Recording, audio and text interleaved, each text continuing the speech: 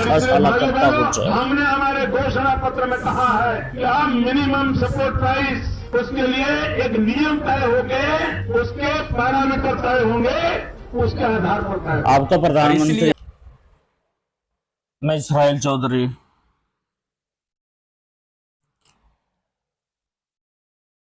दोस्तों, आजकल जिस हालात से हमारा देश गुजर रहा है वो बहुत ही नाजुक है। बेरोजगारी बढ़ती जा रही है, महंगाई बढ़ती जा रही है, किसानों पर जुल्म हो रहे हैं। मुझे समझ नहीं आता कि किसको छोड़ूं, ऐसा जिस पर कोई जुल्म सरकार नहीं कर रही है। ये चाहती है कि बस क्या डिक्टेटर कोई अपनी मांग उठाने के लिए अगर सड़क पर निकलता है, शांति से मार्च करता है, धरना देता है, तो ये लाठी चलवा देती है। हालांकि संविधान हमें इसकी इजाजत देता है, लेकिन ये कौन लोग हैं जिनको हम लेके आए हैं? ये उनकी गलती नहीं है। उन्हें कुर्सी चाहिए थी, पावर चाहिए थी, ले ली। हमने उन्हें पावर दे दी कि अब राम राज आ जाएगा, लेकिन सच्चाई इसके बिल्कुल उल्टी है। आप जानते हैं, सारी मीडिया बिक चुकी है, गोदी मीडिया बिल्कुल बिक चुकी है। सोशल मीडिया पर कुछ गिने चुने लोग, कुछ जिगर वाले लोग, कुछ अच्छी और सच्ची बातें कर लेते हैं।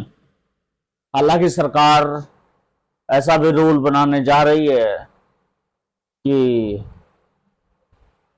आप कोई भी पोस्ट डालेंगे, अगर वो सरकार के अगेंस्ट जाएगी तो आप पर कार्रवाई हो सकती है।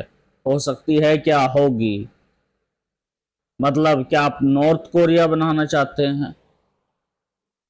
यानी कि इलेक्शन तो होगा लेकिन डेमोक्रेसी नहीं होगी।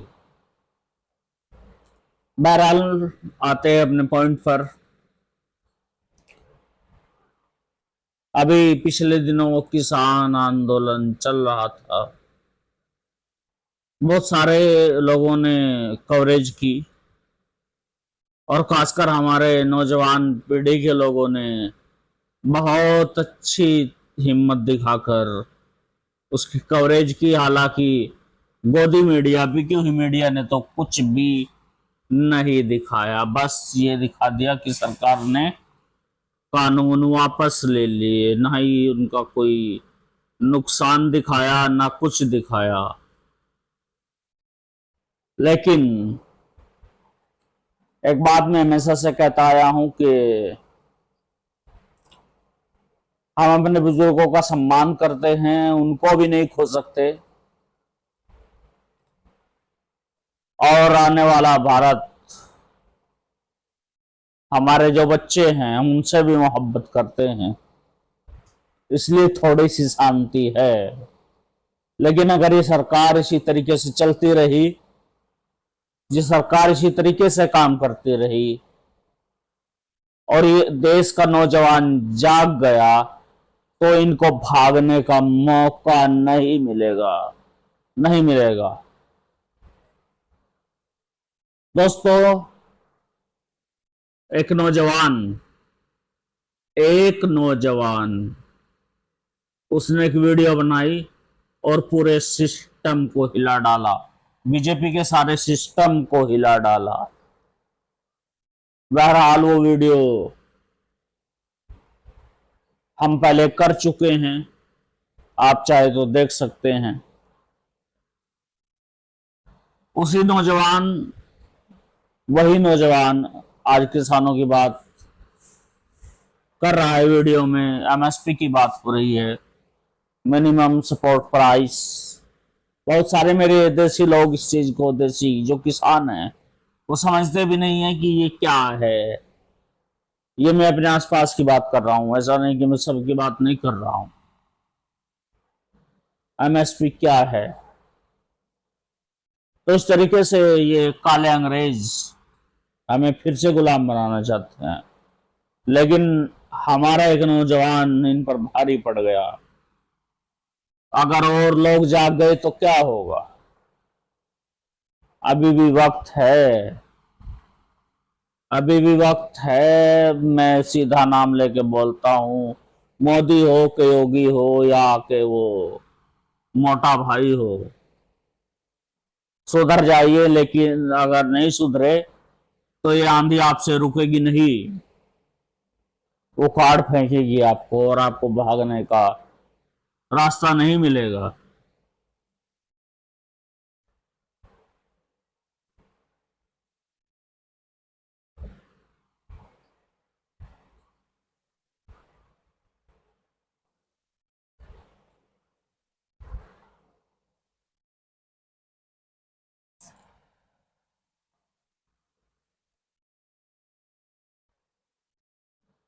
सूरज, सूरज, सितारे, चांद मेरे साथ में रहे जब तक तेरे हाथ मेरे हाथ में रहे। और फ्रेंड्स, ये शेर इसलिए सुनाया आपको कि इससे अगला आने वाला जो शेर है, मसला यह है कि वो आपको सुनाना जरूरी है, उस पर ध्यान दीजिएगा।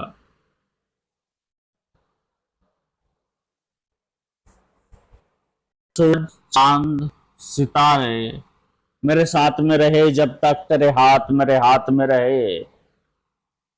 और सुन ले बीजेपी वालों, साकों से टूट जाए वो पत्ते नहीं हैं हम, आंधियों से कोई कह दे कि औकात में रहे। So friends, let's come and watch the video of Dhruv Rathee. जी हाँ, उसी नौजवान की वीडियो को देखते हैं वो क्या बताना चाहता है, क्या कहने की कोशिश कर रहा है। जी हाँ, so let's come friend।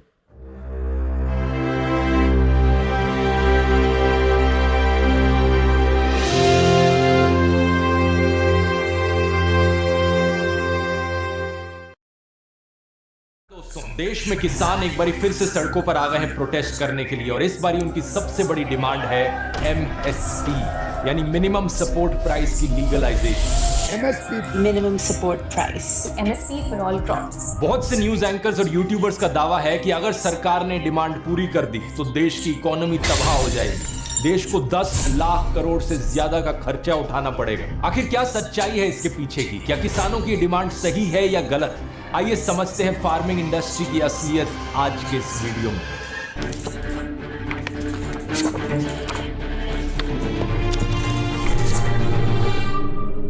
MRP यानी मैक्सिमम रिटेल प्राइस, ये वो दाम है जिससे ज्यादा में चीजें नहीं बेची जा सकती मार्केट में। MRP एग्जिस्ट करता है ताकि देश की आम जनता को, कंज्यूमर्स को प्रोटेक्ट किया जा सके, कोई भी कंपनी या दुकानदार हमें एक्सप्लॉइट ना करे। MRP नहीं होता तो आप इमेजिन कर सकते हो दोस्तों किस तरीके से लोगों को लूटा जाता है। आप रेगिस्तान में हो, पानी की कमी हो रही है, ये लो पानी की बोतल 2000 रुपए की। आपके शहर में कुकिंग ऑयल की कमी हो रही है, ये लो पर कुकिंग ऑयल। अब MRP के ही कॉन्ट्रास्ट में इसकी उल्टी चीज है MSP यानी मिनिमम सपोर्ट प्राइस, कि कम से कम किसानों को इतना दाम तो दिया ही जाएगा उनकी फसलों का। सेम रीजन है ताकि कंपनीज और मिडिलमैन उन्हें एक्सप्लॉइट ना कर सके। अगर खरीदने वालों ने एक माफिया बना रखा है तो किसान 2 रुपए पर किलो प्याज और 50 पैसे पर किलो गार्लिक बेचने पर मजबूर ना हो। कम से कम उसे एक मिनिमम प्राइस की तो गारंटी दी जाए। MRP की तरह MSP भी बड़ी लॉजिकल सी चीज है, इसलिए ज्यादातर पॉलिटिशियंस हमेशा इसके फेवर में ही खड़े हुए हैं। जैसे कि बीजेपी लीडर नरेंद्र मोदी 2014 से पहले सुनिए उन्होंने क्या कहा था। मिनिमम सपोर्ट प्राइस हर किसान के लिए वो सरदर्द बना हुआ है और सरकार के लिए वो मनसूबी करने का एक बहुत बड़ा तरीका बन गया है। एक राज्य में गेहूं का मिनिमम सपोर्ट प्राइस एक होगा, बगल के राज्य में दूसरा होगा। एक जगह पर चावल का एक रेट होगा, दूसरी जगह दूसरा रेट होगा, लेकिन सब जगह खरीदने वाली भारत सरकार। लेकिन किसान को सही दाम नहीं मिलते, दाम तय करने की नीति निर्धारित नहीं। वाह, कितने बढ़िया तरीके से नरेंद्र मोदी ने इस प्रॉब्लम को समझाया।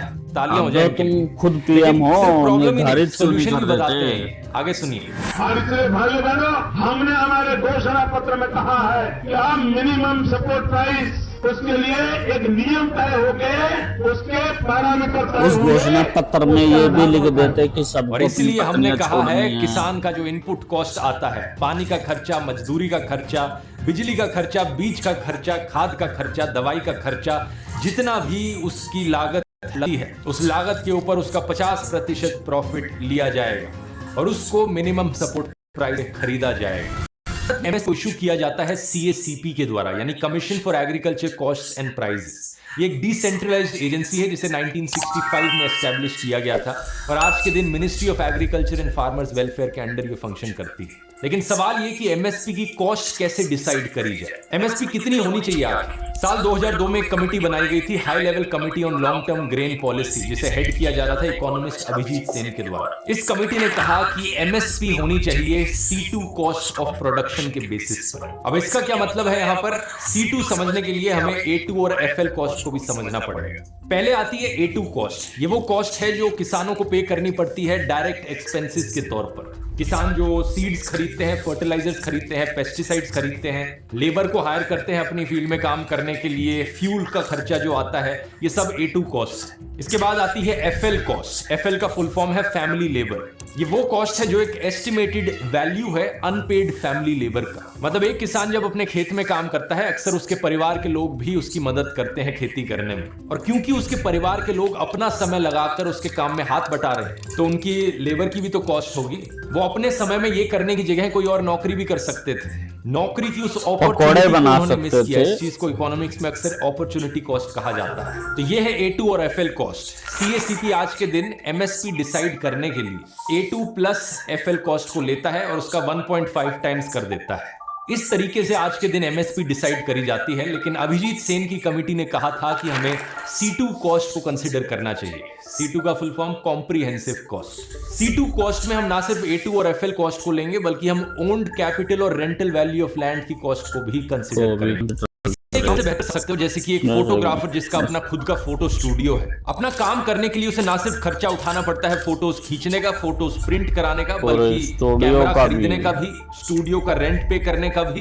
फोटोग्राफर के स्टूडियो की तरह एक किसान की जमीन की भी अपनी रेंटल वैल्यू होती है। अगर वो उसकी खुद की जमीन है तो वो एक कैपिटल है, और अगर वो उसकी खुद की जमीन नहीं है तो वो उस पर रेंट पे करता है। इसके अलावा एक फोटोग्राफर के कैमरे, स्टूडियो लाइट्स की तरह एक किसान को भी कल्टीवेटर खरीदना होता है। और किसान ट्रैक्टर को सिर्फ मजे मजे के लिए तो खरीद नहीं रहा है, खेती करने के लिए ही खरीदा जा रहा है ट्रैक्टर को, तो उस कॉस्ट को भी अकाउंट में लेना पड़ेगा कि नहीं लेना पड़ेगा। इन्हीं सब चीजों को ओन्ड कैपिटल एसेट्स कहा जाता है। और अभिजीत सेन की कमीशन रिपोर्ट ने यही कहा कि C2 कॉस्ट में हम A2 कॉस्ट, FL कॉस्ट और इस एक्स्ट्रा कॉस्ट को भी इंक्लूड करें और फिर MSP का नया बेसिस बनाएं। इसके बाद दोस्तों एक स्वामीनाथन रिपोर्ट आती है। साल 2004 में MS स्वामीनाथन नाम के एक इंसान नेशनल कमीशन ऑन फार्मर्स को हेड कर रहे थे।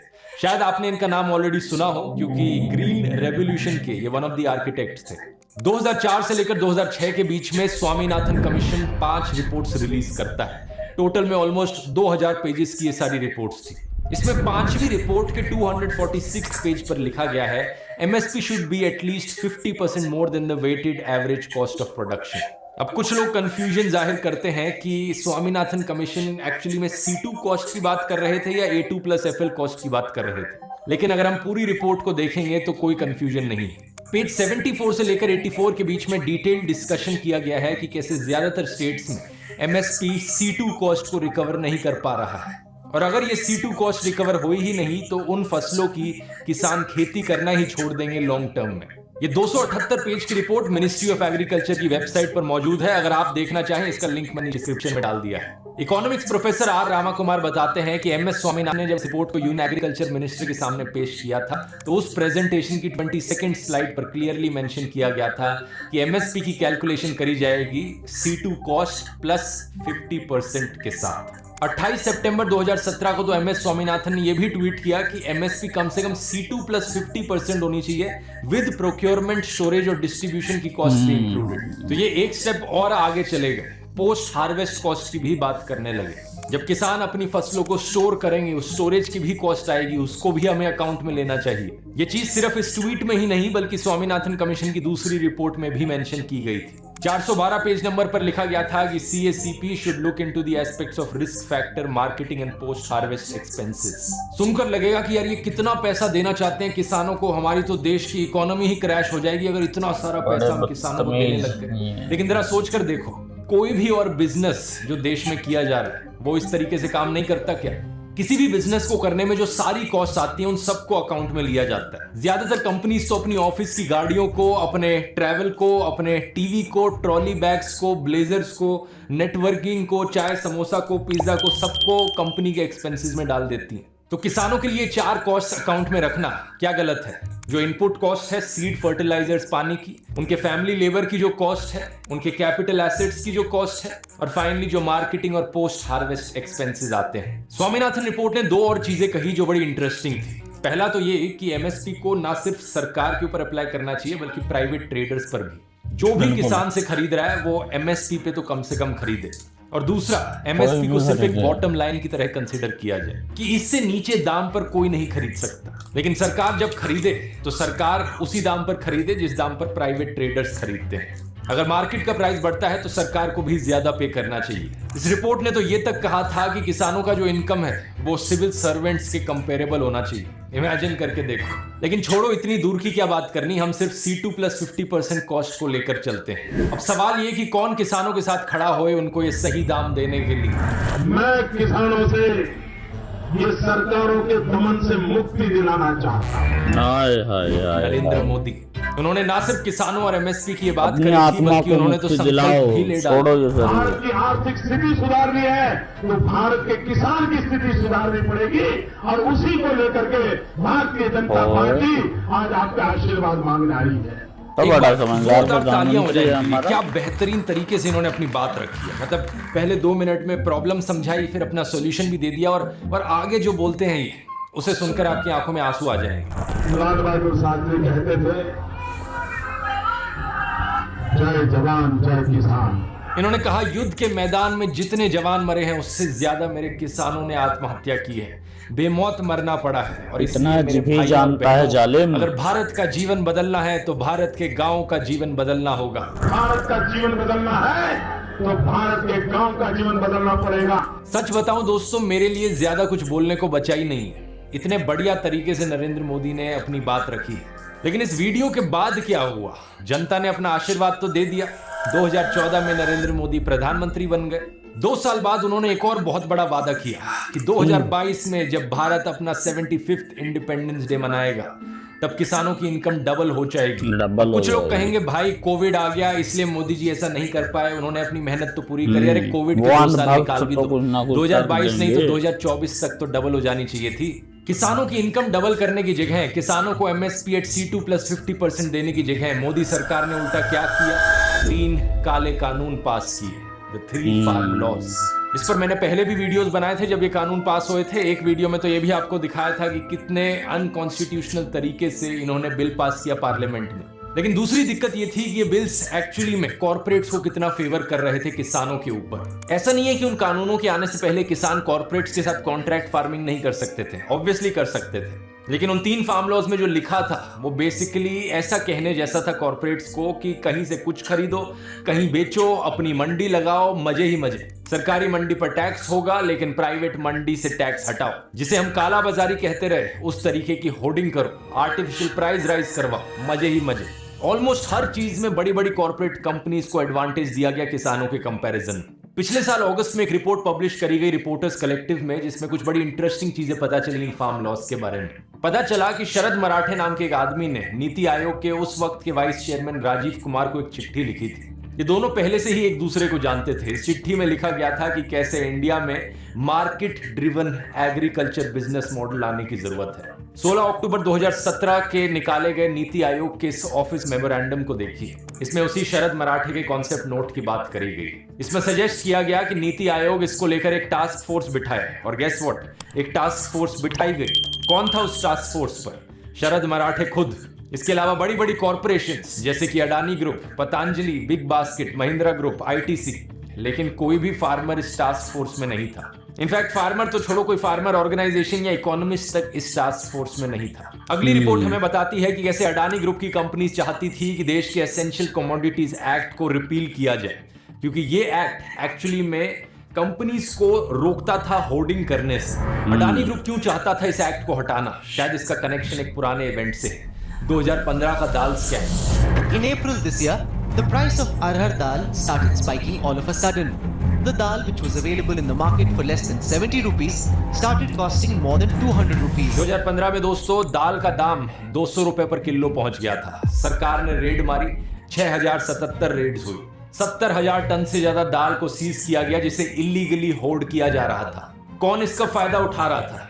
बिजनेस टुडे की रिपोर्ट को देखिए। कंपटीशन कमीशन ऑफ इंडिया ने रेड मारी ग्लेनकोर, एक्सपोर्ट ट्रेडिंग ग्रुप और एडलवाइस ग्रुप के ऑफिसेस पर। एक इनकम टैक्स प्रोब करा तो पता चला कि ग्लेनकोर, एडलवाइस और ईटीजी मेजर प्लेयर्स थे इस पल्स प्राइस रिगिंग केस में। और फाइनली अब इस ईपीडब्ल्यू रिपोर्ट को देखिए। ग्लेनकोर का इन्वेस्टमेंट था ईटीजी ग्रुप के etc agro processing India private limited में, और अडानी ग्रुप का कनेक्शन था ग्लेनकोर के साथ एक जॉइंट वेंचर के जरिए केम ऑयल अडानी प्राइवेट लिमिटेड। तो सिंपल सी बात है दोस्तों, जब दाल 200 रुपए पर किलो में बिक रही थी, आम आदमी को नुकसान सहना पड़ रहा था। किसानों को फायदा नहीं हो रहा था, बल्कि बीच की कुछ कॉर्पोरेट कंपनीज को फायदा हो रहा था। और सरकार को ऐसे केस में क्या करना चाहिए था? एंटी होर्डिंग लॉज को और स्ट्रिक्ट बनाया जाए या और रिलैक्स कर दिया जाए, ताकि कंपनीज के लिए होर्डिंग करना और आसान हो जाए। ऑब्वियसली और स्ट्रिक्ट बनाना चाहिए था उन्हें, लेकिन सरकार लेकर आई ये 3 फार्म लॉज।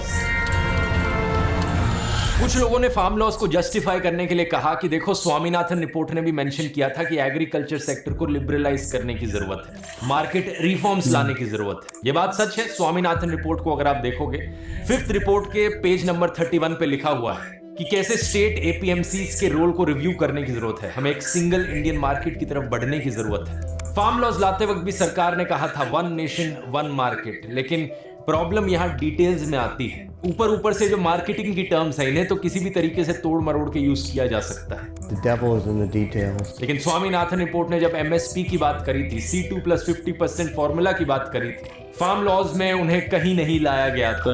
आज के दिन एमएसपी की इंप्लीमेंटेशन का स्टेटस जानते हैं क्या है दोस्तों? सेंट्रल गवर्नमेंट के द्वारा अपॉइंट की गई शांता कुमार कमेटी का एस्टिमेट है कि सिर्फ 6% फार्मर्स को देश में बेनिफिट मिलता है एमएसपी का। कुछ और रिपोर्ट्स हैं जो कहती हैं कि ये 6% एक अंडर एस्टिमेट है, लेकिन हम शांता कुमार पर यहाँ यकीन करते हैं, जो कि खुद एक बीजेपी पॉलिटिशियन है और फॉर्मर चीफ मिनिस्टर रहे हैं हिमाचल प्रदेश के। साल 2020 में इन्होंने द प्रिंट को बताया था कि सिर्फ 6% एलीट फार्मर्स को बेनिफिट मिलता है एमएसपी का, और वही लोग फार्म लॉस को अपोज कर रहे हैं। ये बात कहीं ना कहीं सही है। ज्यादातर फार्मर्स जो आज के दिन प्रोटेस्ट कर रहे हैं वो हरियाणा, पंजाब के हैं और कुछ वेस्टर्न यूपी के हैं। ऐसा क्यों है? खुद ही सोचकर देखो दोस्तों। 2 टाइप के किसान हैं यहाँ पर। एक वो किसान जिससे कुछ छीना जा रहा है, जिसे अभी एमएसपी मिलती है लेकिन उससे एमएसपी छीनी जा रही है, वो प्रोटेस्ट करेंगे। या दूसरी तरफ वो किसान जिन्हें कभी एमएसपी मिली ही नहीं। बिहार का एग्जाम्पल लेकर देख लीजिए। 2006 में बिहार ने एपीएमसी एक्ट को अबॉलिश कर दिया था। बिहार के किसानों को इससे क्या मिला? ये रिपोर्ट हमें बताती है कि 2007-8 और 2016-17 के बीच में इन 10 सालों में एक भी ऐसा सीजन नहीं रहा जहां पर बिहार के किसानों को एमएसपी के ऊपर का दाम मिला हो। 2018 की रिपोर्ट, बिहार में फार्मर्स को गेहूं बेचना पड़ा एमएसपी से कम दाम पर।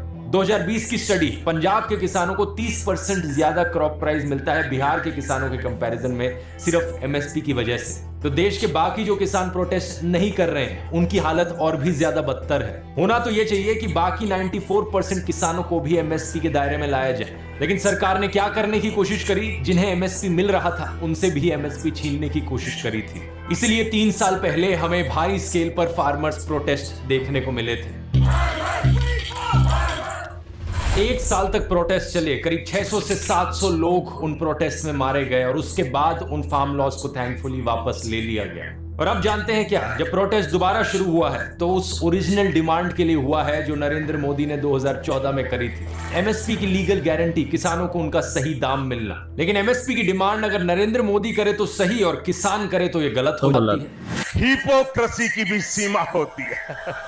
20 फरवरी के इस आर्टिकल को देखिए। सरकार ने 177 से ज्यादा सोशल मीडिया अकाउंट्स को बैन कर दिया सिर्फ इसलिए क्योंकि वो किसानों के हक की बात कर रहे थे। जब इन अकाउंट्स को बैन किया गया तो ट्विटर ने एक पब्लिक रिप्लाई भी दिया था, हम सरकार के ऑर्डर को सुनकर अकाउंट बैन कर रहे हैं, लेकिन जो सरकार कर रही है वो गलत है, फ्रीडम ऑफ एक्सप्रेशन के खिलाफ जाता है। किसान एकता मोर्चा का जो पेज था उस पर 5 लाख फॉलोअर्स थे, 2 साल से बैंड पड़ा है वो, पिछले फार्मर्स प्रोटेस्ट में बैन किया था। ट्विटर पर बहुत से जर्नलिस्ट और यूजर्स का ये कहना है जब जब उन्होंने फार्मर्स के फेवर में बात करी, सरकार ने उनके अकाउंट्स को बैन कर दिया। और जब मैं अपने वीडियो में कहता हूं कि देश डिक्टेटरशिप की ओर गिरता जा रहा है तो कुछ लोग कहते हैं ना भाई ना, देश अभी भी डेमोक्रेसी।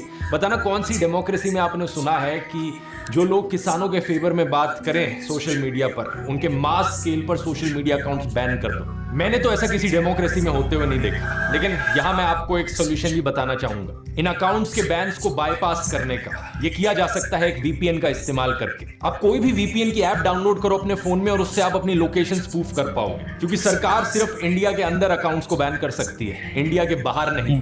वीपीएन के जरिए आप अपनी फोन की लोकेशन बदल सकते हो। आप लोकेशन कहीं भी बाहर ही सेट कर लो, यूएस से कनाडा, ऑस्ट्रेलिया, यूरोप, कहीं की भी कर लो, और जो ब्लॉक्ड अकाउंट्स हैं वो आपको दिख पाएंगे इंडिया में रहते रहते। मेरी राय में one of the best VPN की एप्स है नॉर्ड वीपीएन। इनके 6000 से ज्यादा सर्वर्स हैं 67 अलग अलग देशों में। सबसे बढ़िया एडवांटेज है इसका कि किसी भी देश में आप जाओगे, वहां के देश की जो भी लोकल रिस्ट्रिक्शन होगी आप उसे बाईपास कर पाओगे। ऐसी हरकतें चाइनीज सरकार भी बहुत करती है और चाइना में तो फेसबुक, यूट्यूब जैसी एप्स बैंड है, उन्हें भी एक्सेस किया जा सकता है नॉर्ड वीपीएन का इस्तेमाल करके। इसके अलावा आपकी ऑनलाइन प्राइवेसी को भी प्रोटेक्ट करता है क्योंकि ये आपके आईपी एड्रेस को छुपा कर रखता है। और इनका लेटेस्ट फीचर है कि ये इंडिया में भी एक वर्चुअल सर्वर प्रोवाइड करते हैं, तो जो लोग इंडिया के बाहर रह रहे हैं वो भी अपनी लोकेशन को स्पूफ कर सकते हैं प्रिटेंड करके कि वो इंडिया में हो। क्योंकि नॉर्ड वीपीएन ने इस वीडियो को स्पॉन्सर किया है तो आप लोगों को एक बहुत बड़ा डिस्काउंट मिलेगा, प्लस 4 एडिशनल महीने फ्री मिलेंगे अगर आप मेरे लिंक का इस्तेमाल करेंगे, nordvpn.com/dhruv। ये लिंक नीचे डिस्क्रिप्शन में भी आपको मिल जाएगा और ये रिस्क फ्री है क्योंकि नॉर्ड वीपीएन की 30 डे मनी बैक गारंटी।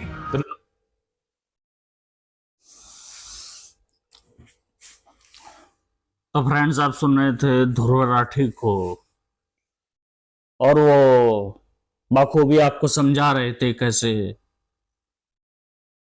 किसानों के खिलाफ कानून लाए गए थे, लेकिन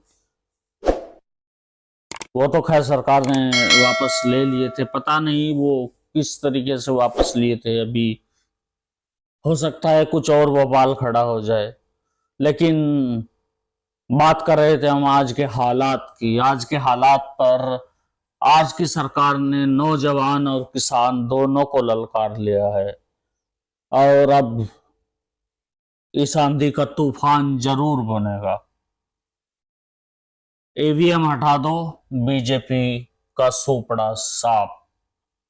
लेकिन अगर आप ईवीएम का भी इस्तेमाल करेंगे तो ज्यादा दिन नहीं टिकेंगे, नफरत की उम्र ज्यादा लंबी नहीं होती। इसी के साथ friends, thank you very much.